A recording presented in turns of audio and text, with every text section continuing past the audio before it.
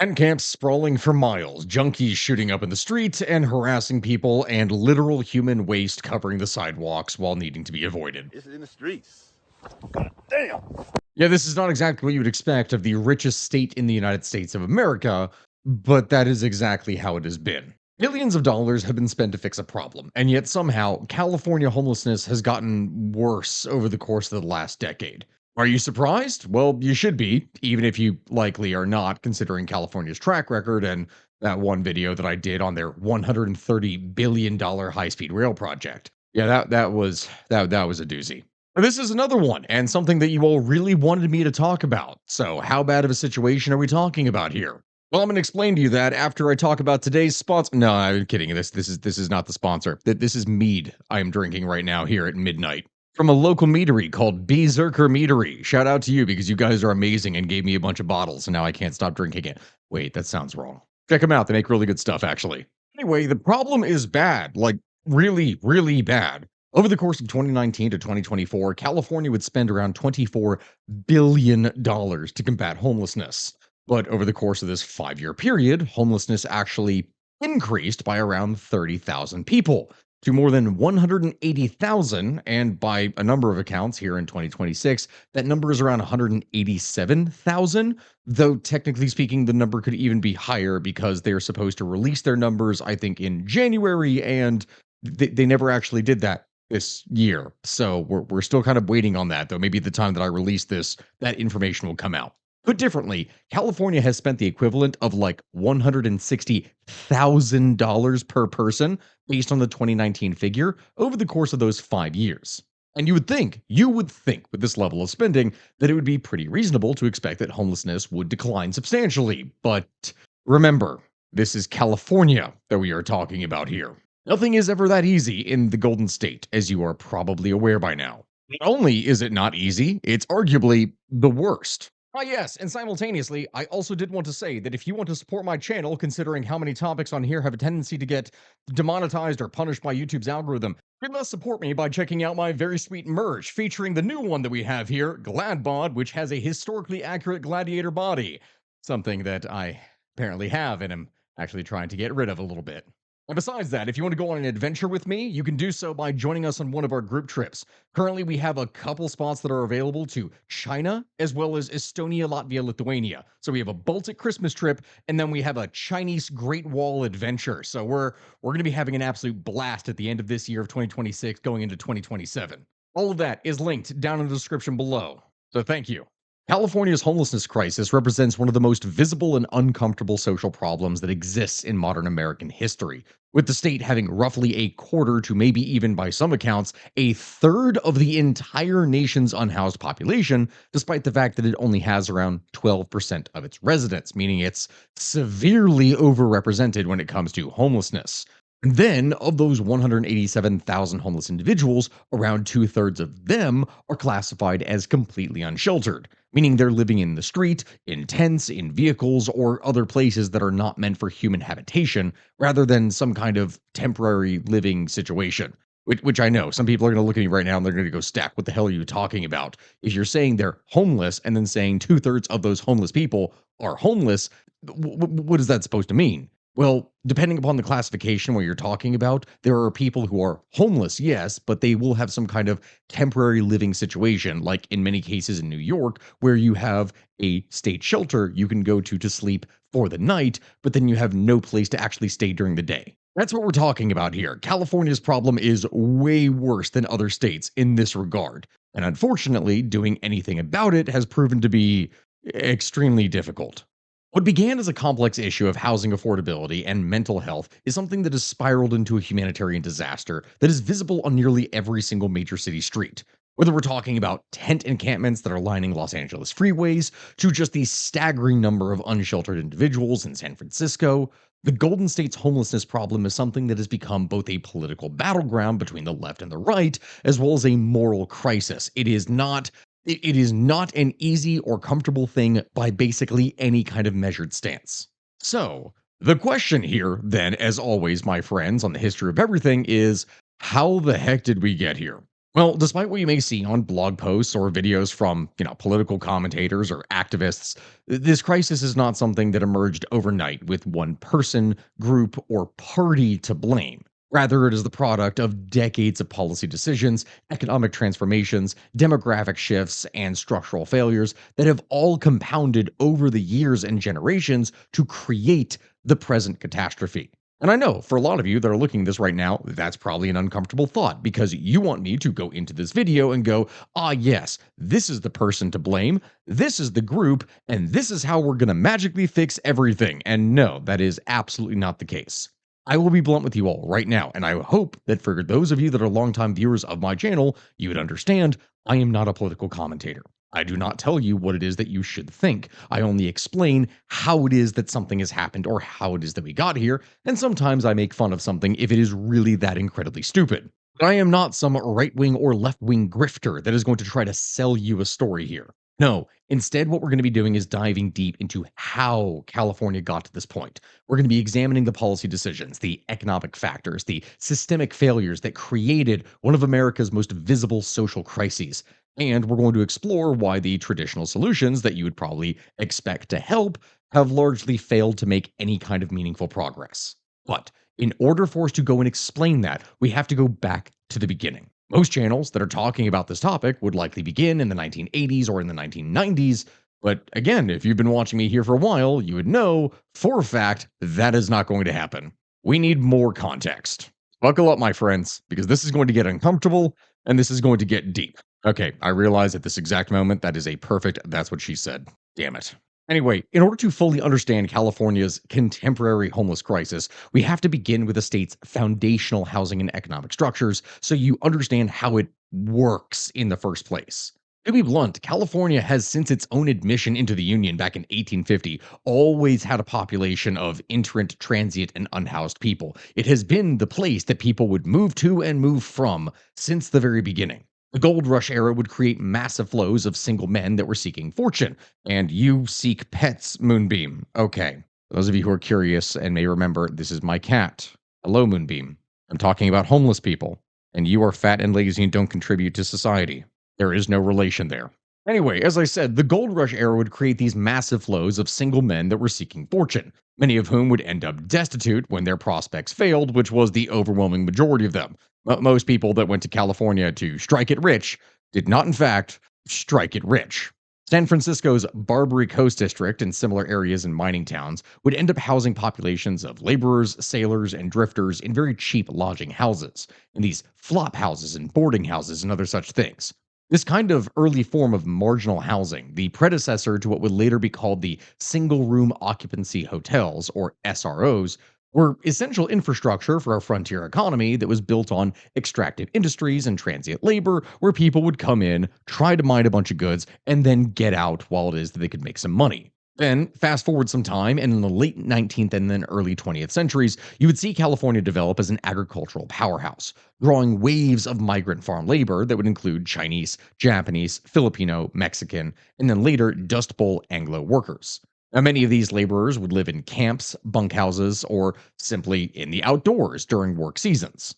The Great Depression would then bring unprecedented numbers of displaced Americans to California, which was immortalized in John Steinbeck's The Grapes of Wrath, with Hooverville encampments of the destitute springing up around major cities. Basically, California was the place to go where it is that you could potentially make it big, or if not make it big, you would at least try to make it alive. That was a place you could survive in and subsist in. Federal New Deal programs, including the construction of federally subsidized housing, would begin with the Housing Act of 1937, and that marked the first systemic governmental response to housing insecurity in America, though these programs primarily served working families rather than the chronically homeless. There's a very big difference in the transient population of the 1930s and 40s in comparison to what you would see in, say, the 2010s. From here, the World War II era would transform California economically as well as demographically, especially due to its positioning on the Pacific coast for the fight against the Japanese, because, go figure, it's right there.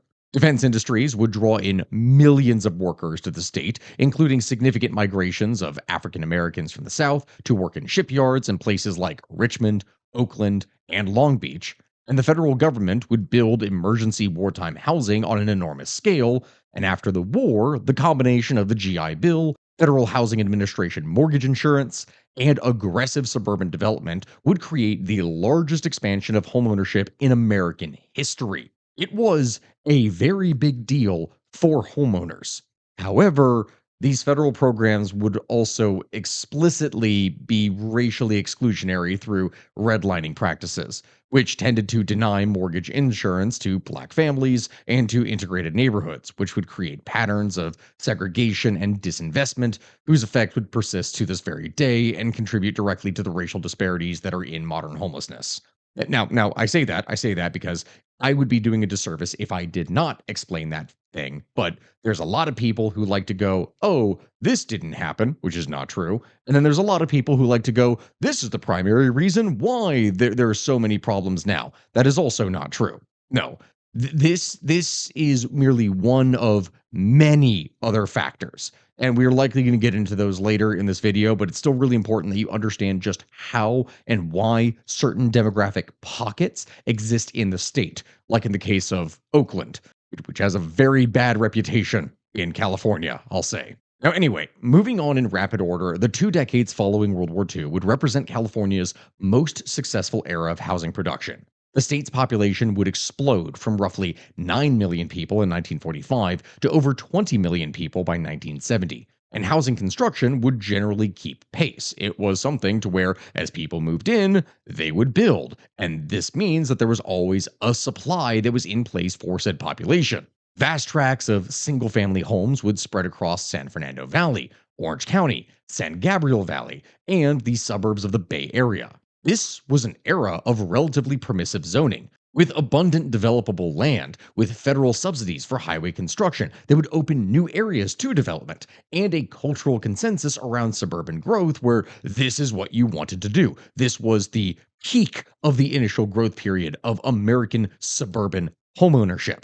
However, it's a bit more complex than that. This growth model would also contain the seeds of the future crisis, and that's why I'm bringing it up. The mass conversion of agricultural land to single family suburbs would lock in low density patterns that would later prove pretty much impossible to change without massive political conflict. The destruction of urban neighborhoods through urban renewal programs in the 1950s and 1960s would oftentimes target Black and Latino communities, which would eliminate substantial amounts of older, more affordable housing stock. In San Francisco, the Western Addition and Fillmore districts were largely demolished, displacing thousands of black residents. In Los Angeles, the construction of freeways would carve through historically minority neighborhoods, destroying housing and community institutions. Bunker Hill, which was once a dense neighborhood of Victorian era housing that served low income residents in downtown Los Angeles, was completely razed to the ground in one of the largest urban renewal projects in American history. This was a thing that genuinely happened. And at the same time that this was happening, the 1950s and 60s would also see the peak and the decline, or the beginning of the decline, of California's state mental hospital system. All of this was happening simultaneously. At its peak in 1959, California's state hospitals would house approximately 37,000 patients, including many who would today be considered to have severe mental illness, developmental disabilities, dementia, substance abuse disorders, all kinds of things like that. The conditions in these institutions were often uh, less than pleasant, we will say. They could be appalling, even. Overcrowded, underfunded, widespread use of restraints to tie people down, whether this was for taking medicine or for shock therapy or other such things, lobotomies even. This was not something that was comfortable for people. And so, a growing movement of civil libertarians, psychiatric reformers, and fiscal conservatives would all begin to team up to advocate for their dismantlement. In fact, President John F. Kennedy's Community Mental Health Act of 1963 would envision a national network of community mental health centers that would replace large institutions with locally based care. And that is something that was desired, but didn't exactly work out. Why are you destroying my chair? Winby, do you need to go to a mental hospital yourself? Swear to God, you keep on destroying my house, you're going to be homeless yourself. I love you. Okay, pause. Where was I? Right. Now, at this point, you're probably wondering why it is that we have been going into all of this detail about demographic changes, the construction, the mental health, etc. Well, the reason is because we are about to get into the 60s, 70s, and 1980s where the real problems start. And everything that we just described is the background that set up the stage for what was to come. As I said earlier, while of course there are many different factors that contributed to the later homeless crisis, there are simultaneously two policy changes in the late 1960s and 70s that arguably were the biggest factors in laying down the structural foundation. First of these things was the systematic dismantling of the state mental health system through the Lanterman-Petrish Short Act, the LPS. This is something that was signed by then Governor Ronald Reagan in 1967 before taking effect in 1972. Authored by Republican Assemblyman Frank Lanterman and Democratic Senators Nicholas Petris and Alan Short, LPS would represent a unusual bipartisan coalition between civil libertarians who wanted to end involuntary commitment and fiscal conservatives who wanted to close the more expensive state hospitals. This, along with reformers who genuinely believed that community care would be better. This is one of those things where it was like this perfect mix of political alignment where you had people who were like, "Oh, this is cruel and unusual. We don't want to treat people like animals, so we don't want them to be locked up here." And then all the conservatives were like, "Yeah, and we're sick and tired of paying for it when it doesn't do anything to help." Or at least that's what was thought. As it turns out, they were all very wrong, but we're going to get into that. Basically, LPS would establish extraordinarily high standards for involuntary psychiatric commitment, meaning that the people didn't choose to go in there. They were forcefully committed to a psychiatric establishment to stop them from being a threat to themselves, others, or other such things. Generally, the requirement was that a person had to be gravely disabled, like they were unable to provide for their own food, clothing, or shelter due to their mental illness. They were an imminent danger to themselves or to others. And because of this, initial holds were limited to 72 hours, the famous 5150 hold, with limited mechanisms for longer involuntary treatment. The standards were, in fact, so strict that even people with severe psychosis who were very clearly unable to care for themselves oftentimes could not be involuntarily treated if they could string together a sentence about, "Oh, well, this is what I'm going to do to get food later."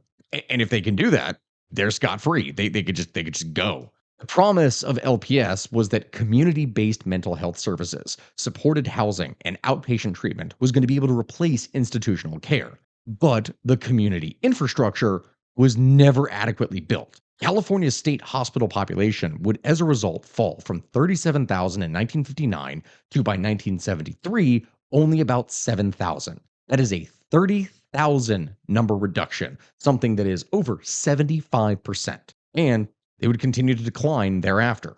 While it is true that many former patients did successfully transition to community living, a substantial fraction, especially those without family support, would end up cycling through homelessness, jails, and emergency rooms in what came to be called transinstitutionalization. This was the first great factor. The second great catastrophe was the gradual but comprehensive restriction of housing production through local zoning, environmental review, and political processes.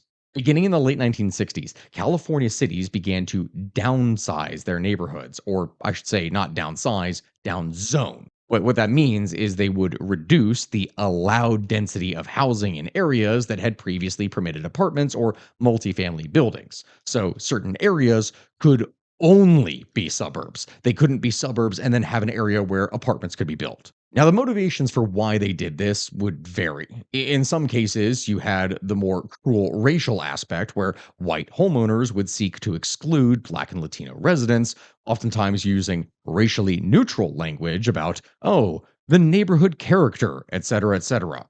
In other cases, you had environmentalists and no growth advocates who sought to limit population growth because, "Oh, we don't want to put too many people in this area because that's going to increase demand upon resources, and we don't want to do that to protect the environment." Okay.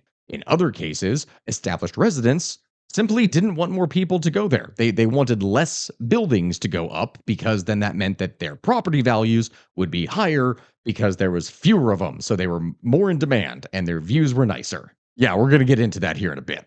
The 1970 passage of the California Environmental Quality Act, the CEQA, was signed by Governor Reagan. And this was originally intended to require state agencies to consider environmental impacts of their projects and was modeled on the federal National Environmental Policy Act. However, through court interpretations in the 1970s, especially the California Supreme Court's 1972 Friends of Mammoth decision, SECA, which is what I'm going to call it for the CEQA, was expanded to apply to virtually all discretionary government approvals, including private housing developments. This is something that would transform SECA from a environmental review law into a very powerful tool that basically any neighbor, any competitor, any interest group, anyone could just use it to delay or kill a housing project. They could demand lengthy environmental impact records, filing lawsuits, and extracting concessions from them. As a result of this, over the decades, SECA litigation was used to block everything from apartment buildings to homeless shelters themselves, oftentimes by groups with really no genuine environmental interest. They just didn't want their property values to go down. In fact, when it is that I am describing this, if you have seen any of the videos that I did on other housing crises, you may be familiar with the term NIMBY, NIMBY, which is an acronym for Not in My Backyard People, which is huge in Australia. And I did actually do that in a previous video when I was talking about the Australian housing crisis. This is the origin of that in California. So you know what I'm referring to. Along with that, there was the 1978 passage of Proposition 13, which was a constitutional amendment that would cap property tax increases at 2% per year unless properties changed hands, fundamentally distorting California's housing market and municipal finance system. By dramatically going and reducing property tax revenue and making residential development less financially attractive to cities in comparison to retail and commercial development that would generate more sales tax because, oh, if we can only get an additional 2% tax here, but we can get a whole other 6% from this shopping mall we're going to put in, they're going to go with the mall. Proposition 13 incentivized municipalities to prefer commercial development over housing, a phenomenon that would later be called the fiscalization of land use. It also created powerful incentives for homeowners to stay in their properties indefinitely instead of selling, because if they did sell, that meant that they would lose their below market property tax assessment. This reduced housing turnover. It locked in inefficient allocations of housing, and it concentrated the property tax burden on new residents with newer houses that couldn't really do anything. They were just stuck in that situation. As a result, by 1980, California had constructed a perfect storm. You had a mental health system that had abandoned its most vulnerable wards without building any adequate replacements. You had a housing market that was increasingly constrained by zoning and environmental restrictions. You had a tax structure that was discouraging any kind of residential development. As a result, the infrastructure, the foundation of what would be needed to have mass homelessness, was being built, even as actual visible homeless populations remained relatively small. Like it was there, it had always been there, but it was never really big. And so this right here is the point that most people who are talking about this topic start when they're talking about the modern issue. But now I hope you can actually see why it is that we had to go back further, because this is the context that establishes everything that we're going to talk about. Anyway, though, here we are, the true beginning of the crisis. The 1980s would see the transformation of homelessness from something that was more of a marginal social issue that affected some primarily older single men on Skid Row into a mass phenomenon that affected families, women, children, and increasingly visible populations in cities across America. Like homelessness was always there, but it got very visible very fast over the course of the 80s. California, with its more temperate climate, large urban centers, and concentration of services, became one of the epicenters of the new crisis as people could just stay outdoors. It is into this environment that federal policy under President Reagan would deal devastating blows to affordable housing infrastructure. You had the Department of Housing and Urban Development, HUD, and its budget was cut by approximately 75% in real terms between 1980 and 1989, falling from roughly $32 billion to only $7 billion in 1980 dollars later on. Federal subsidies for new affordable housing construction were dramatically reduced. The Section 8 program for project based housing assistance was largely halted, and federal support for public housing maintenance and construction would collapse. This was quite a shock, and while the Low Income Housing Tax Credit, the LIHTC, was created in 1986 as a kind of partial replacement, generating significant affordable housing production over subsequent decades, it never really came close to filling the gap that was left by direct federal investment. Because the assumption is when, okay, you go and you take the government out and you put in more efficient private forces into the market to actually go and build things up, you would expect that it would do a better job than the government.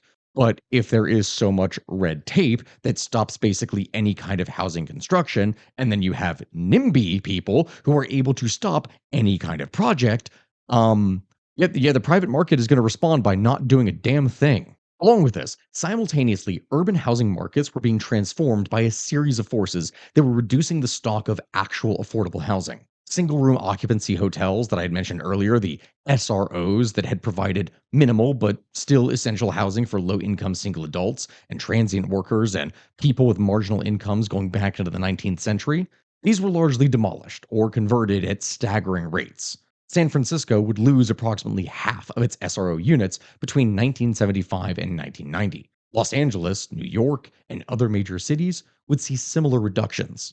SROs were oftentimes just condemned as substandard housing by middle class reformers. Which, yeah, they were absolutely in rough shape. These were not the best types of housing, as you could probably expect. But their elimination removed a crucial bottom rung from the housing ladder, with nothing to really replace them. People who would have previously lived in SROs, like workers in low wage service jobs, retirees that were on Social Security, people with mental illness or addiction or something else like that, they increasingly just ended up on the streets. Oh, and that little tidbit that I mentioned right there about addiction?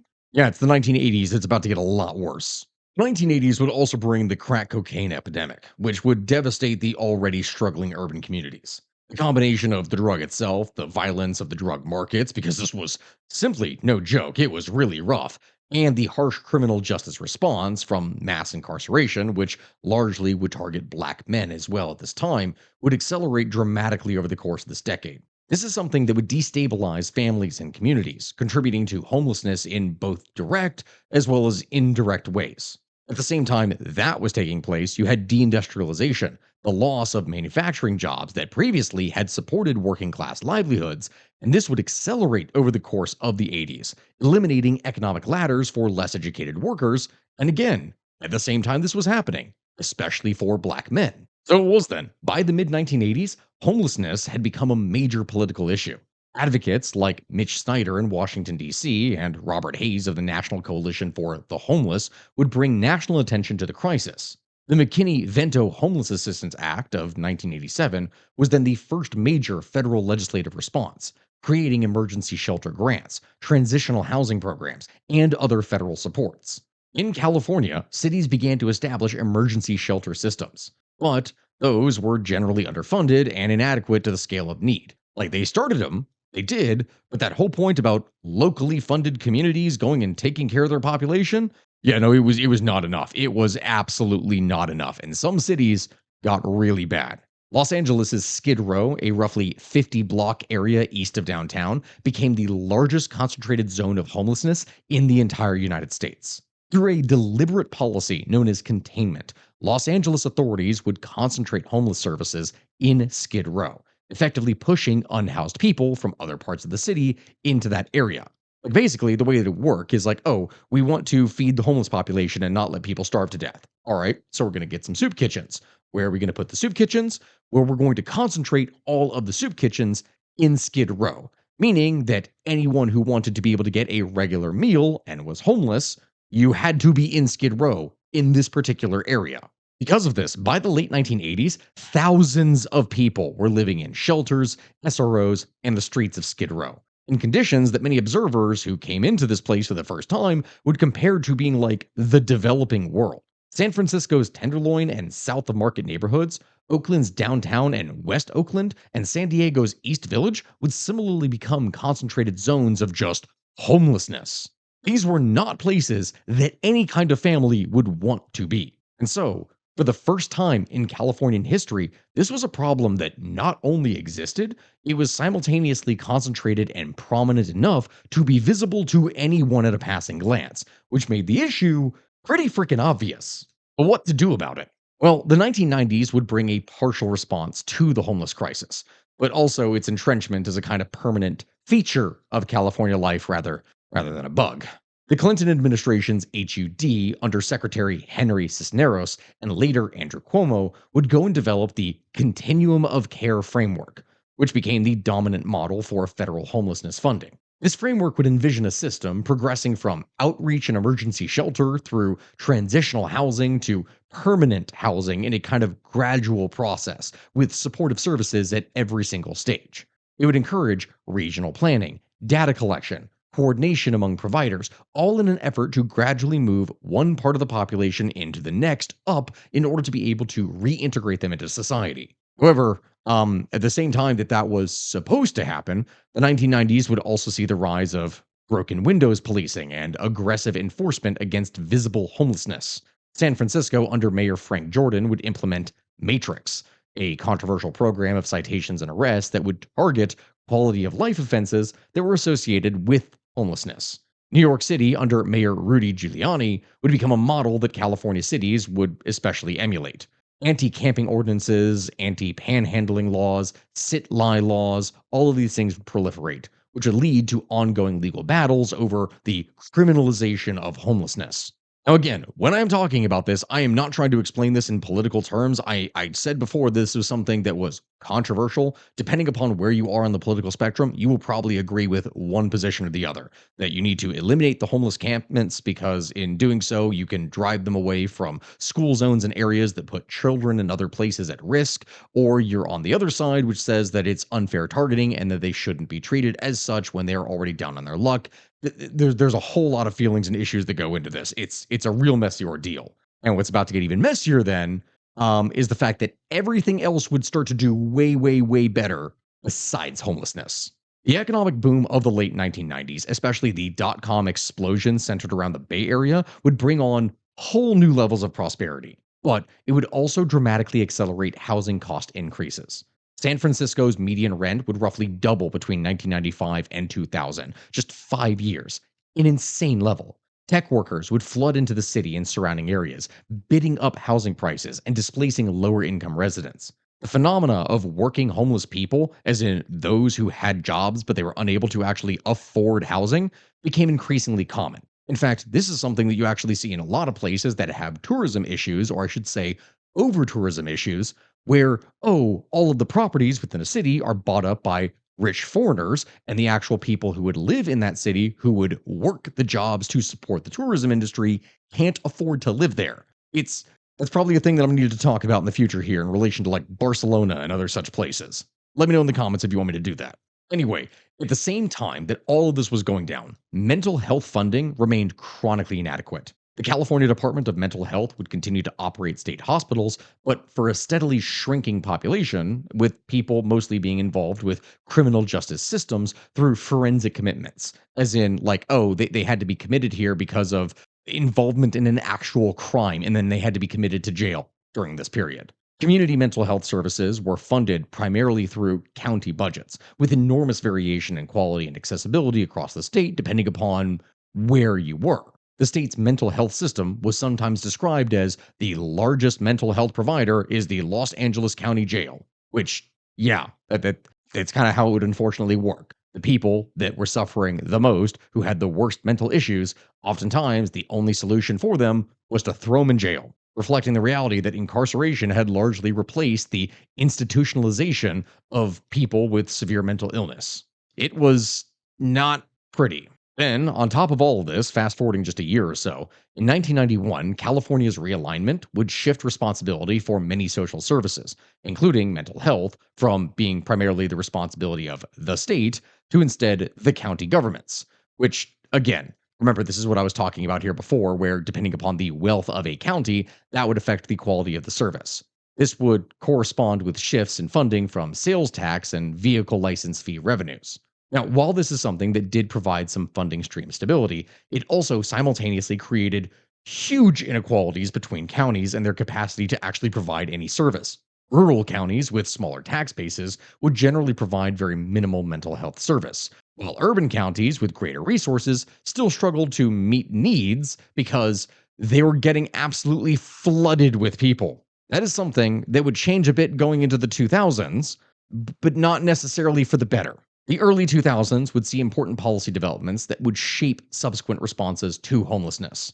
First, we had the housing first model, which is something that was developed by Sam Simbaris and Pathways to Housing in New York with the 1990s. That is something that would gain increasing traction nationally and especially in California. Basically, what it is that I'm talking about here is that housing first would invert the more traditional treatment first or housing ready model, which would require homeless people to demonstrate sobriety, mental health stability, and other markers of readiness before receiving housing.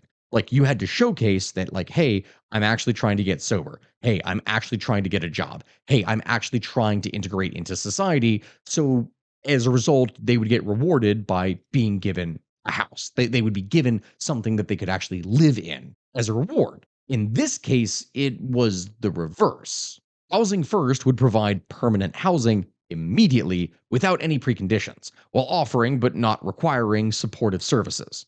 And the thing is, this is a topic that people can get very mad about, but it's very complex because yes, it is something that would reward people who definitely have done nothing to earn it, but simultaneously, research would consistently show that housing first does produce better outcomes, generally speaking, with higher housing retention, lower cost of public systems, at least in comparison to traditional approaches.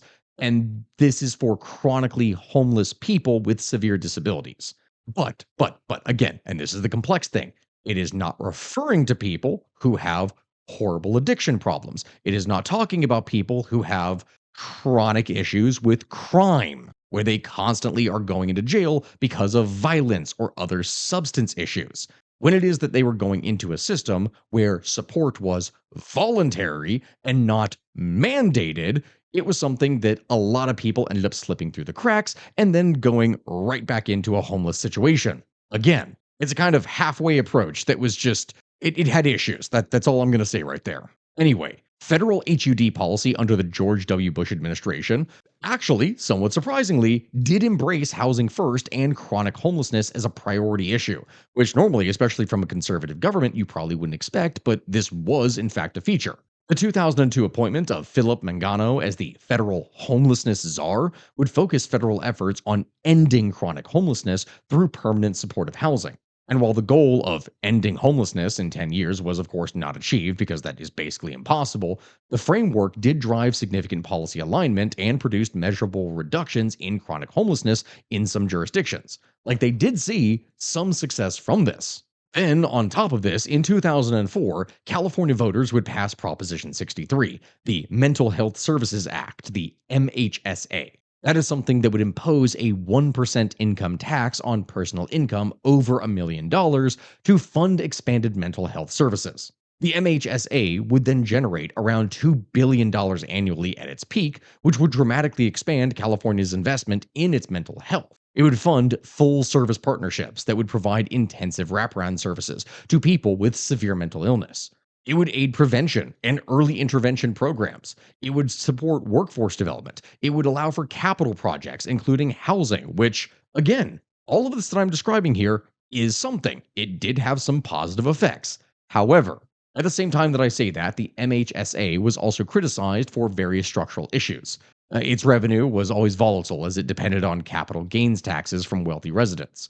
Its allocation across counties was very inflexible, and significant portions ended up getting spent on prevention and broader mental health concerns rather than being concentrated on those that arguably needed it the most that were severely ill.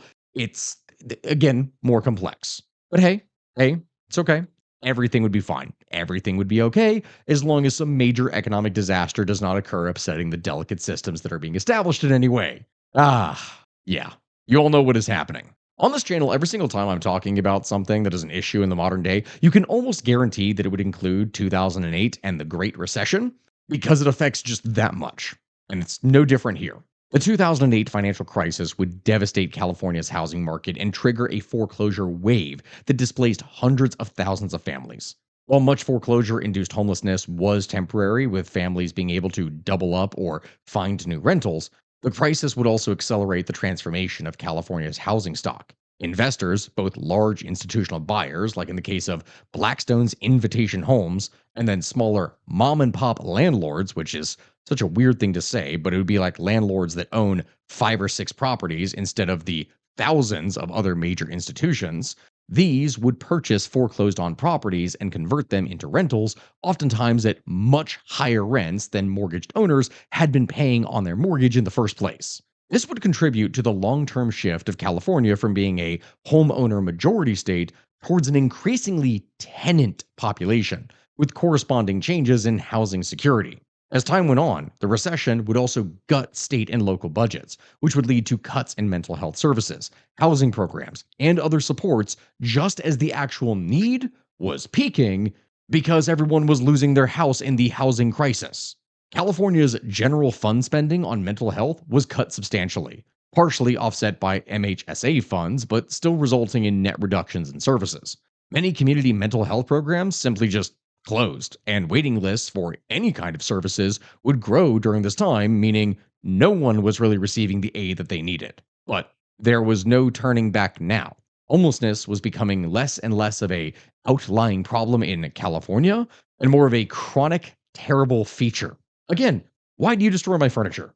So then, my friends, it is here now that we get to the decade from 2010 to 2020, which would see California's homeless crisis accelerate dramatically and driven primarily by the divergence between the actual cost of housing and the incomes in the major coastal metro areas, which I'm going to need to explain. The tech boom, centered in the Bay Area but then irradiating across the state, would generate stupid amounts of wealth. I mean, we are talking, this is where billion-dollar companies were springing up left and right over the course of this time period. It was insane, and this would create extraordinary wealth concentration. Because of that, the median home price in San Francisco didn't just double, it roughly tripled between 2010 and 2020, exceeding $1.5 million for an average house.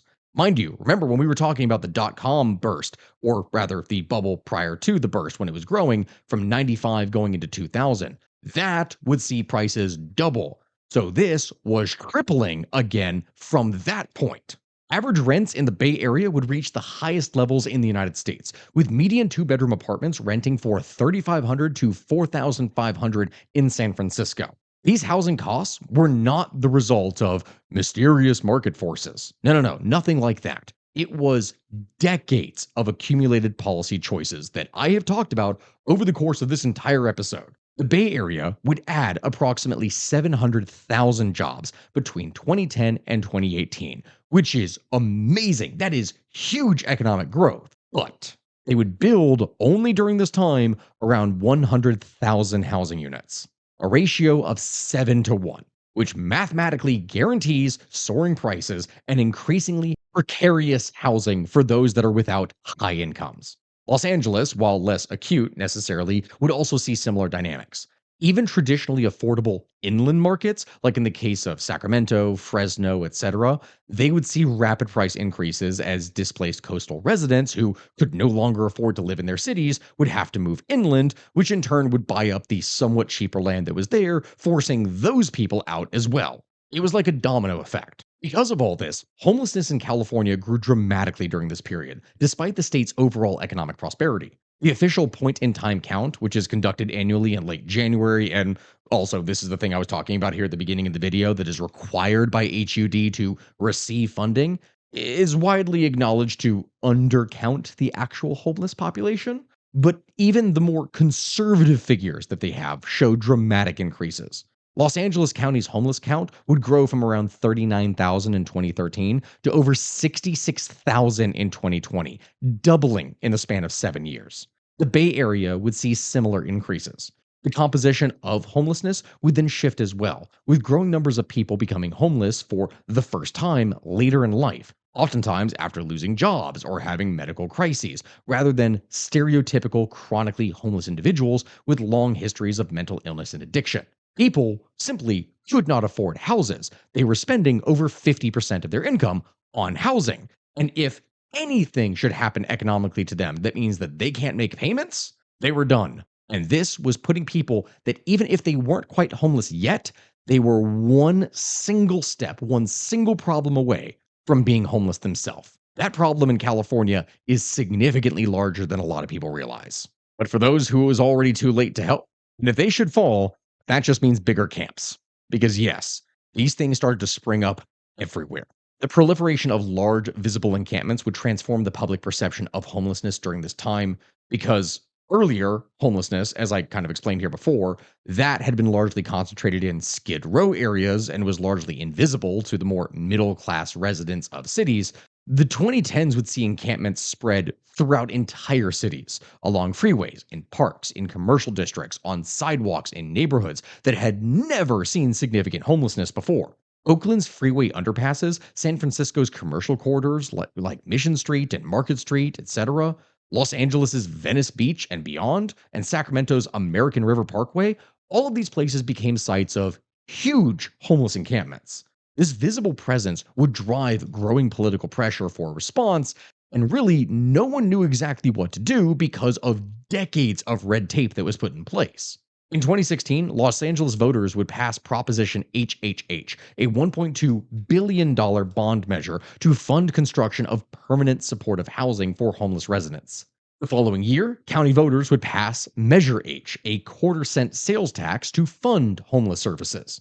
Together, these were supposed to dramatically expand the city and county's response capacity. But in reality, implementation over the course of this time proved to be extraordinarily difficult. Construction costs would balloon, with HHH funded units ultimately costing an average of around $600,000 per unit, with some even going exceeding $800,000 or $1 million. Meaning, for every single affordable house that you were trying to build for a homeless person, these units would cost millions of dollars and barely help anyone. Where was the money going?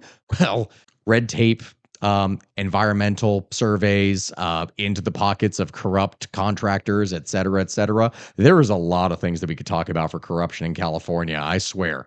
Yeah, that's probably going to need to be another video on different scandals. Basically, everything was ridiculously expensive, and it made the program much smaller in unit production than originally promised. Site selection was also very politically contentious, with neighborhoods organizing to block projects.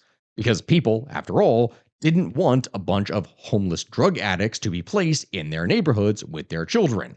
This is something that is both understandable from a moral perspective and simultaneously, it kind of just perpetuates the problem. It's like, we want to help people, but we don't want to help them here. But we also understand why it is that you don't want to help people here because it's going to end up degrading things and making crime even worse in that area. Maybe in the long term it will be better, but in the short term, there's definitely a risk of a lot more bad things happening. Again, it's a very complex thing. Because of all this, many planned units would end up taking 5 to 7 years from the start of their funding to actually being able to be occupied. And that is a long way, with every single time something gets delayed, meaning just more monetary costs. San Francisco would also similarly invest heavily. The city was spending over $300 million annually on homelessness by the late 2010s, and this would grow to over $600 million by the early 2020s, but with very limited visible results. The number of homeless people would remain relatively stable, but the unsheltered population, encampments, and visible distress on the streets, that would continue to grow. The disconnect between massive spending and no real apparent result would contribute to growing public frustration and skepticism, leading us to the modern problem today where everyone is so angry. Combine this with left-wing politicians seen as soft on crime, holding virtually a monopoly on power in the state, and especially in the major cities, and you can start to see how skewed things could get. Now, mind you, when I say this, that is not a political statement. I told you from the very beginning, I am not a political commentator. That is not what I am doing. The reason why I specifically mention left-wing politicians here is because they are the largest contributing factor towards political issues over the course of the 90s, 2000s, 2010s, and now 2020s, because they have dominated politics across the state since then. Yes, I did already mention Reagan and others of the more conservative backgrounds where the conservatives were helping to create issues over the course of the 60s and 70s. This is an issue that has spanned not just 20 or 30 years, this is something that has spanned the past 70 years, as I have been explaining. I just needed to go ahead and say that because I can already tell what kind of comments I'm going to get the moment that I mention anything that could be construed as political. But just to give you an example of what it is that I'm talking about here, so you understand that I am not being political when I say this. You have the 2018 Ninth Circuit Court of Appeals decision in Martin versus Boise, which would fundamentally constrain California cities' ability to clear encampments through criminal enforcement. Basically, what this did is that the court held that the Eighth Amendment's prohibition on cruel and unusual punishment would prevent cities from criminally punishing people for sleeping outside if no adequate alternative shelter was available. Now, this decision, while limited to the Ninth Circuit, was widely interpreted as requiring cities to provide shelter beds before enforcing anti camping ordinances. Since California cities never had enough shelter beds for their homeless populations, that meant that Martin effectively prevented most enforcement action for the next 6 years. Like from the point that this court case occurred, cities could basically do nothing. They're like, oh, well, no, we can't actually clear any of the camps because we need to make more beds. Critics would argue that this fueled the growth of encampments. Defenders argued that it merely prevented the cruel and effective criminalization of the unhoused. And unfortunately, both are true. Really, the whole thing is a giant mixed bag, but there are other dangerous factors to consider here. Because along with everything that I've been talking about here economically, the fentanyl crisis would emerge in California beginning around 2018 to 2019. And this would explode over the course of 2020 and 2021 with COVID. Like, this is honestly another thing that I would probably have to do a video on, so let me know what you think in the comments. But whereas earlier opioid crises had been driven by prescription pills and then heroin, fentanyl, which is a synthetic opioid, is 50 to 100 times more potent than morphine. And that came to dominate the illegal drug supply. Overdose deaths would, among homeless populations, skyrocket during this period. San Francisco would record 712 overdose deaths in 2020, more than the city's COVID deaths that year, with most occurring among the homeless population itself. The Tenderloin district became internationally famous as basically a open-air drug market where addicted homeless people could go and congregate and shoot up. The intersection of fentanyl and homelessness would create a kind of crisis within a crisis, as the highly addictive nature of fentanyl made treatment exceptionally difficult, and overdose deaths would become a daily occurrence that no one could really do anything about. And remember, all of this now is occurring at the same time I said that COVID-19 is going on. Because the COVID-19 pandemic created both crisis, but also created a bit of an opportunity for California's homeless response. The vulnerable health status of homeless populations, who were typically older on average than the general population, with high rates of chronic illness and difficulty accessing medical care, made them especially susceptible to severe COVID outcomes. Encampments and shelters were potential hotspots for transmission, and so initially there were fears of devastating outbreaks among the unhoused people. Governor Gavin Newsom's administration responded with Project Roomkey, which was launched in March of 2020. This would lease hotel and motel rooms to provide non-congregate shelter for homeless individuals who were at high risk of COVID. The federal government, through FEMA, would initially reimburse 75% of the costs and then later 100% of it. At peak, Project Roomkey would house approximately 16,000 people in hotel rooms across the state. Now, that program would demonstrate that rapid, large-scale movement of people from streets to indoor settings was actually operationally possible when funding and political will were aligned, but it was very expensive. Building on Roomkey's success, the Newsom administration would launch Project Homekey in 2020, which would provide state grants to local jurisdictions to purchase hotels, motels, and other properties, and then convert those into permanent or interim housing for homeless residents. 3 rounds of Homekey funding totaling over $3 billion, producing around 14,000 housing units, which oftentimes would be at costs of $200,000 to $300,000 per unit, would take place. And this, mind you, in comparison to what we were talking about earlier, where we're looking at $600,000 to $800,000 per unit, that is dramatically less than the other ground-up construction that was taking place with other supportive housing. This was financially still expensive, but way better than previous things that had been done. Homekey became Newsom's signature homeless policy initiative and was widely cited as an innovative approach that worked. However, again, as I said, Project Homekey also faced significant challenges.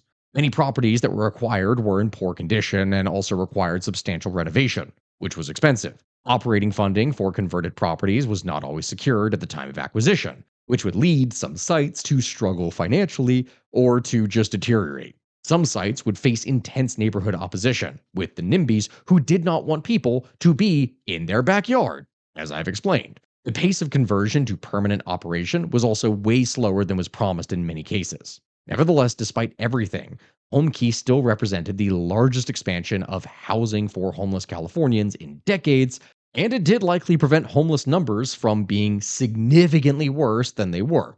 We have no way of actually proving that, unfortunately, but logically, it would make sense. Federal pandemic response would also bring unprecedented housing resources to California through emergency rental assistance, an eviction moratorium, and expanded unemployment benefits. California would receive around $5 billion in federal emergency rental assistance, which was then distributed to tenants and landlords to prevent eviction driven homelessness that absolutely could have occurred. Remember what I said? A lot of the state, like a third of the population, was basically living paycheck to where if a single thing went wrong, they were going to end up homeless. This was a huge period of everything going wrong during COVID. So that was meant to stop people from just getting evicted.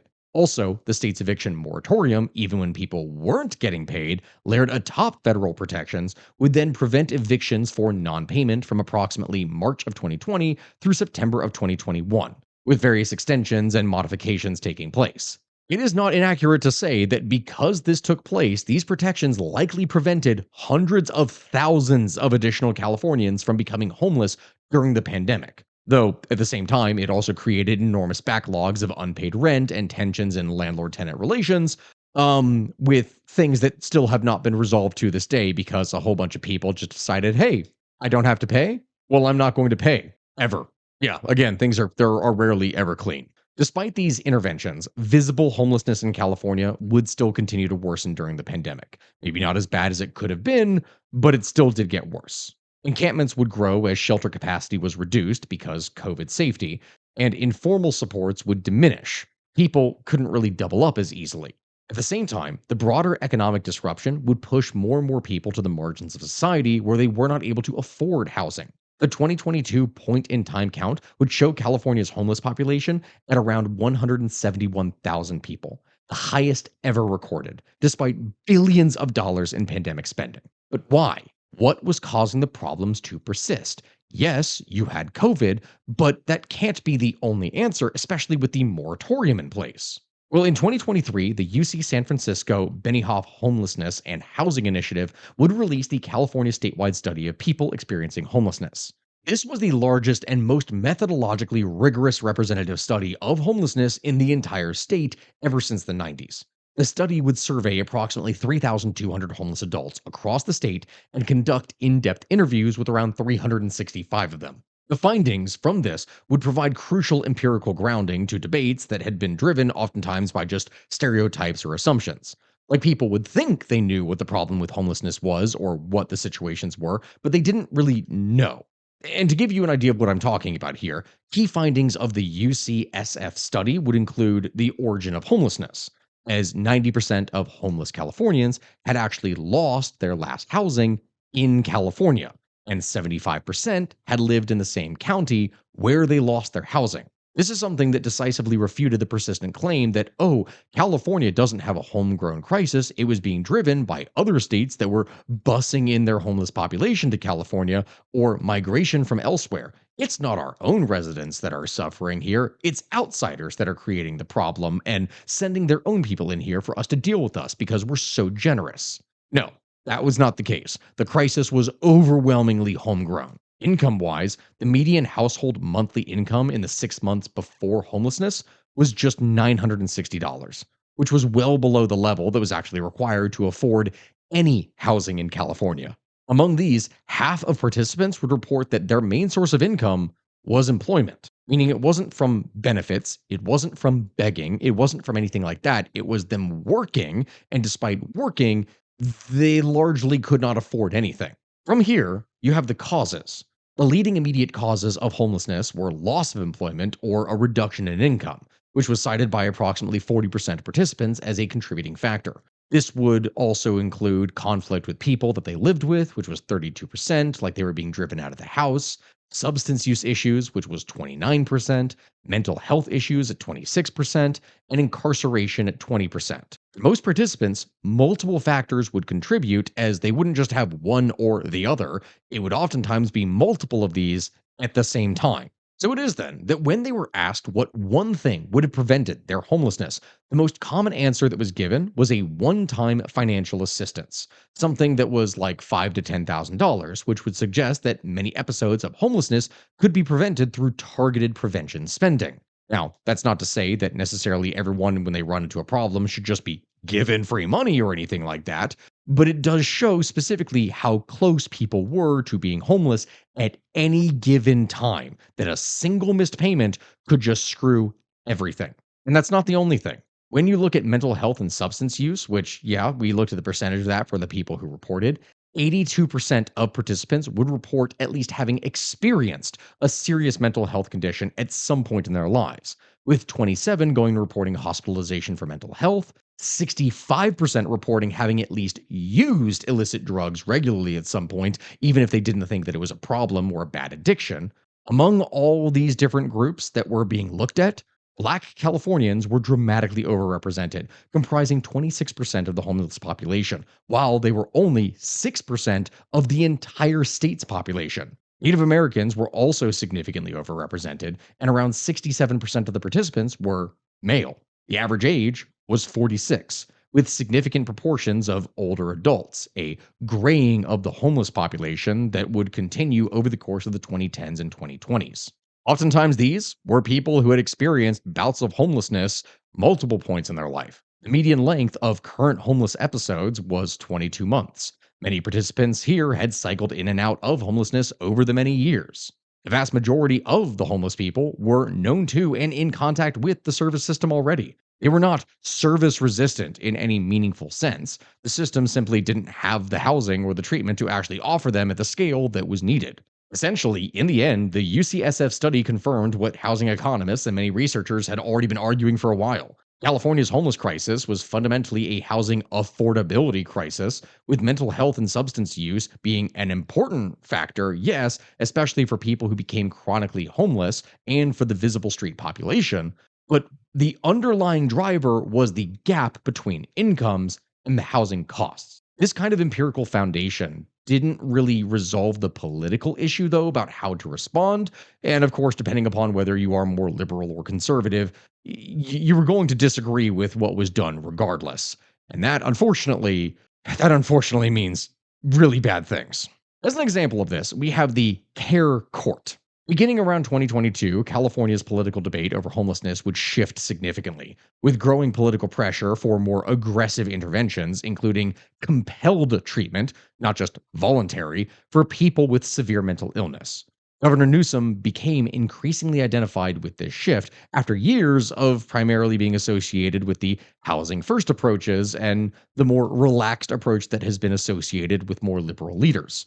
In 2022, Newsom would propose and the legislature would pass the Community Assistance Recovery and Empowerment Act, the CARE Act. This would create a new civil court process called Care Court. Care Court would allow family members, first responders, behavioral health professionals, and others to petition civil courts to actually order treatment plans for individuals that had severe untreated psychotic disorders, especially when it was people who were on the schizophrenia spectrum. The court would also be able to order participants into treatment plans, including medication, housing, and other services. Now, critically, Care Court is technically civil rather than criminal, and participation is structured as quasi voluntary. Though refusal can, of course, lead to escalating consequences, including potential conservatorship. It's a bit of a mixed blend. And now, the reason that I have to stress that here is because Care Court was controversial from multiple directions. If you were on the more liberal end, disability rights advocates and civil liberties organizers would argue that this represented a return to coercive psychiatric treatment. It would violate due process, it would disproportionately affect Black and Latino Californians, and they argued that the underlying problem was the lack of voluntary treatment and housing, not the lack of compulsion. Meanwhile, more conservative critics would argue that, okay, this just didn't go far enough. This gave way too many off ramps and not actually it was something that compelled people to get treatment. The program was rolled out in stages, with the first 7 counties beginning operations in October of 2023, and the remaining 51 counties starting in December of 2024. Early data would show relatively low petition numbers and significant challenges in implementation, with many petitioners frustrated by the program's more limited reach. This is where it is that I say, regardless of whether you were on the left or right, no one was happy. And that unfortunately is something that seems to have happened a lot, especially towards the end of Newsom's governorship. Still, that is not to say that nothing was done, and that would be a completely unfair statement for me to make. In 2023, the legislature would pass and Newsom would sign SB 43, which would expand the definition of gravely disabled under the Lanterman-Petrish Short Act to include people whose severe substance use disorder would prevent them from providing for their own personal needs. Now, this was the most significant expansion of involuntary treatment authority in California in literally decades. SB 43 would take effect with delayed implementation in different counties, with full implementation not being active until this year, actually, 2026. Critics would worry about capacity as there was not enough psychiatric beds or treatment slots or housing units to actually accommodate everyone who might newly be committed under expanded standards, but it was still something more than what had been done to try and clean up the streets. Going back a little bit, in March of 2024, California voters would narrowly pass Proposition 1, a Newsom championed initiative that restructured the Mental Health Services Act, and Proposition 1 would require that 30% of MHSA funds, now renamed the Behavioral Health Services Act, would be spent on housing for people with serious mental illness and substance use disorders. This would redirect substantial funds from prevention to treatment and would authorize a $6.4 billion bond for treatment facilities and housing. Now, this measure was a bit controversial and it passed by less than 1% of votes, reflecting both the broad support for action on homelessness and also the concerns about how it was actually done. Implementation would begin in 2025 with significant restructuring of county behavioral health systems underway. But again, we don't necessarily know what the results of that have been yet. Throughout this period, Newsom would adopt increasingly aggressive rhetoric about encampments and would demand action from local jurisdictions. He repeatedly would withhold or threaten to withhold state homeless funding from cities and counties that he viewed as insufficiently aggressive. He visited encampment cleanups personally and would use social media to highlight his administration's enforcement efforts. This would represent a significant shift from earlier emphasis on housing production and house first principles. And it would reflect both genuine policy evolution and also the fact that this was likely a political calculation, as homelessness would emerge as a major liability for California Democrats, which, again, as I said earlier, have controlled the state since the early 90s. They had to do something, and perhaps that something would start here in 2024. The reason I bring up that year is that the most consequential legal development in years would come in June of 2024. This being when the US Supreme Court would decide City of Grants Pass versus Johnson.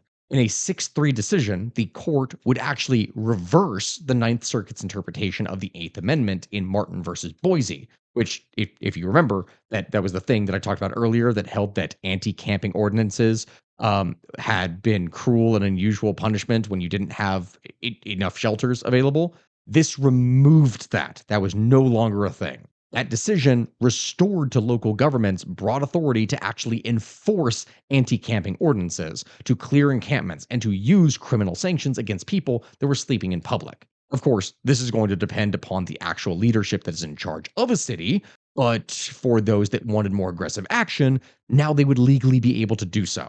Within weeks of the Grants Pass decision, Governor Newsom would issue Executive Order N-124, directing state agencies to aggressively clear encampments on state property and urging local jurisdictions to do the same. The order would tie state funding to local enforcement efforts and would establish procedures for encampment clearance, including notice requirements and storage of personal property. All across California, then, cities and counties would respond with varying degrees of enthusiasm.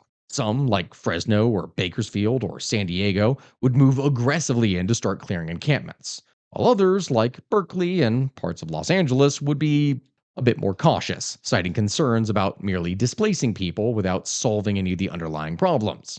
The things that they had not been able to solve already for years.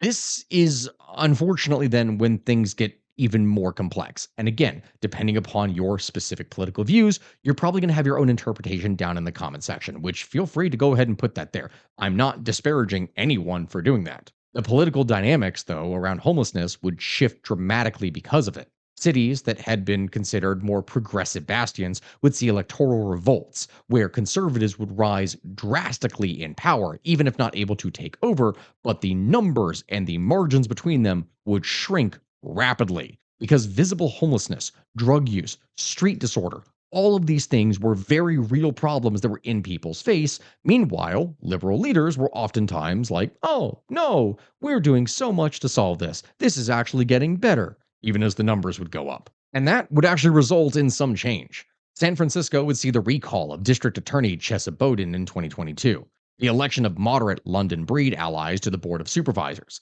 and ultimately, in November of 2024, the election of Mayor Daniel Lurie, a centrist Democrat philanthropist who had never actually held an elected office. He defeated the progressive incumbent London Breed largely on a public order and accountability platform.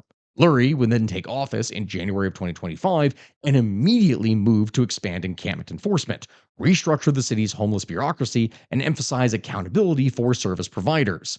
To actually do something. Meanwhile, Los Angeles, under Mayor Karen Bass, would continue her Inside Safe program, which would target specific encampments for clearance with simultaneous placement of residents in interim housing, typically converted hotels and motels. Inside Safe would move approximately 3,000 people from encampments into interim housing in its first 2 years, though the question would persist as to how many of these placements actually led to any durable exits from homelessness versus people just returning to the streets, which seemed very likely. The program also faced a lot of criticism from progressives who argued that it was, effectively a coercive removal program with insufficient follow through. Like, if you've seen any of the viral political ads from Spencer Pratt, who is running for mayor of Los Angeles, I've seen people commenting about saying, like, I literally live in France. I do not know why I am getting ads, or not even ads. I don't know why I'm getting videos of Spencer Pratt running for campaign in Los Angeles, in California, United States. But people are getting this. I've seen the comments. If you know what I'm talking about, you'll immediately understand. LA is kind of a mess for multiple reasons besides just homelessness, and that is a whole other thing to get into. But anyway, statewide, the 2024 point in time count showed California's homeless population at around 187,000 people, a small increase over 2023, but with notable shifts. There was a slight decrease in unsheltered homelessness in some major cities, especially San Francisco. Modest increases would also take place elsewhere, which was not good, and the homeless population would continue to age. The 2025 count, conducted in January, would show signs of stabilization in some jurisdictions, but it also would show continued growth in others. We still, at this point, at least at the time that I'm making this, and I've gone back and checked, but I have not seen it at this point unless I'm missing something. We still do not have the 2026 numbers, but who knows how that is actually going to look. It could be better, it could be worse. All we really do know is that an absolute buttload of money has been spent. The 2024 state audit of homelessness spending, released by state auditor Grant Parks, would find that California had managed to spend around $24 billion on homelessness programs over 5 years from 2018 to 2023, without any adequate tracking of outcomes or effectiveness. The audit specifically would criticize the California Interagency Council for homelessness for failing to track outcomes consistently and for lacking accountability mechanisms. Like, they just got all this money and then they spent it, and then they had no way to actually track whether or not it really helped people. The audit became a major political flashpoint used by Republicans and Reform Democrats to argue that the state's approach was fundamentally broken. It was corrupt and it wasn't actually resolving anything. And again, the thing is, as I've said before, there is no easy fix here, because running parallel to the visible homelessness crisis has been a sustained political battle for housing production for California for years.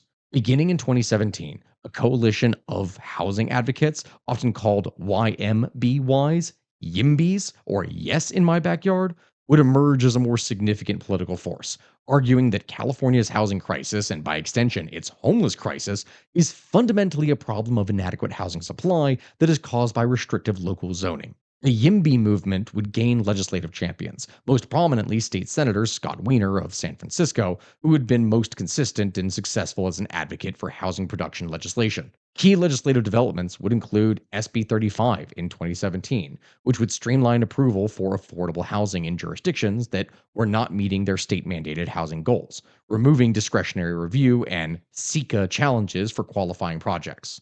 You also had SB 9 in 2021, which would allow property owners to subdivide single family lots and build duplexes, which effectively would end single family only zoning across California in principle, though, of course, there were various conditions and limitations. Still, very big. Theoretically, if you could convert larger houses into duplexes, you could double the amount of available housing.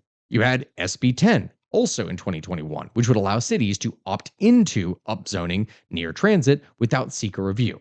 You had SB 423 in 2023, which would extend and expand SB 35 streamlining provisions. And then AB 2011, which was in 2022. This allowed conversion of commercial sites like vacant offices and strip malls to housing with streamlined approval, which also, again, huge because for anyone who's familiar with all the vacant offices that sit, um, vacant, I guess that's the word that I would use here, you would understand what it is that I'm talking about, where all these buildings filled with white collar jobs that were prominent over the 70s, 80s, and 90s are no longer useful in the digital age and remain empty. Just a massive cost burden. Despite these legislative changes, though, actual housing production has remained way below need. California permitted approximately 110,000 units in 2024.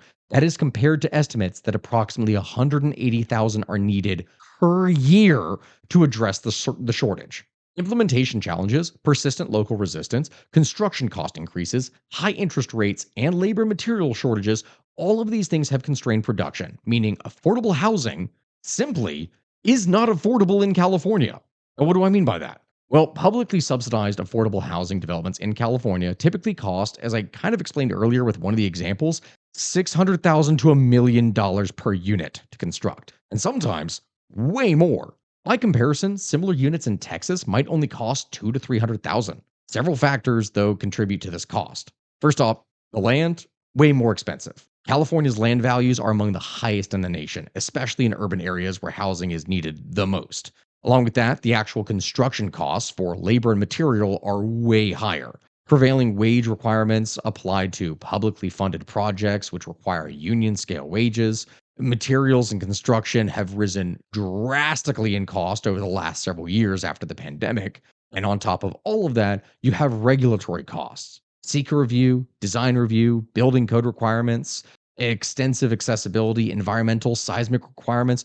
All of these things, all these fees, all these permits, all these things factor into the cost. Because of that, the typical affordable housing project takes anywhere between 4 at the least to upwards of 7 years typically from concept to actually being occupied. Delays at every stage add to the cost through all these different things that I have listed, whether that's from inflation, loss of momentum, or any other factor.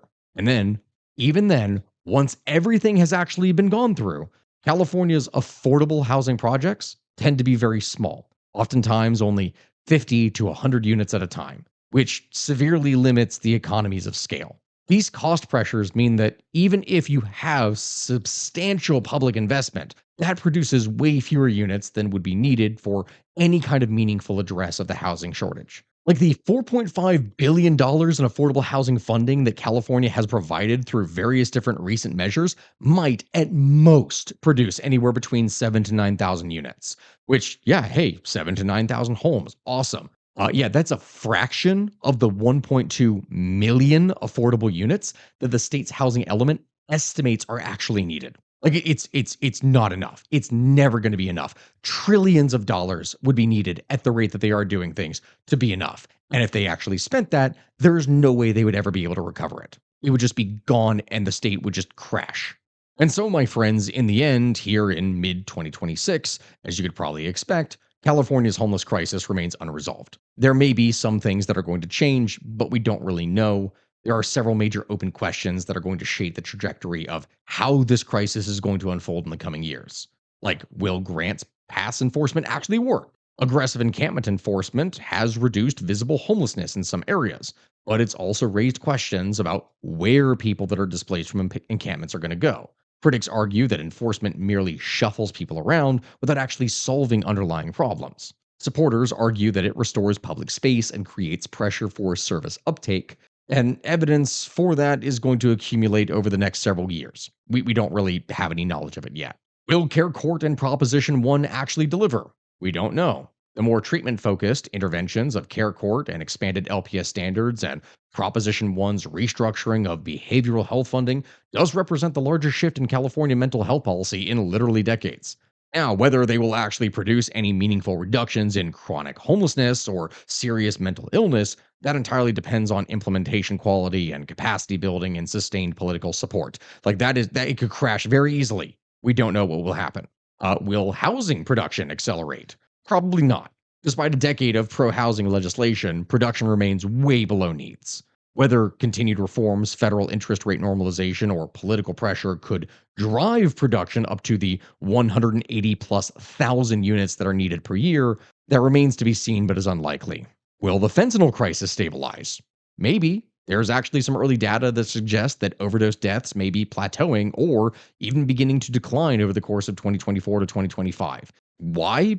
I don't really know yet. I haven't actually looked into the stuff for fentanyl yet. That's going to need to be another video.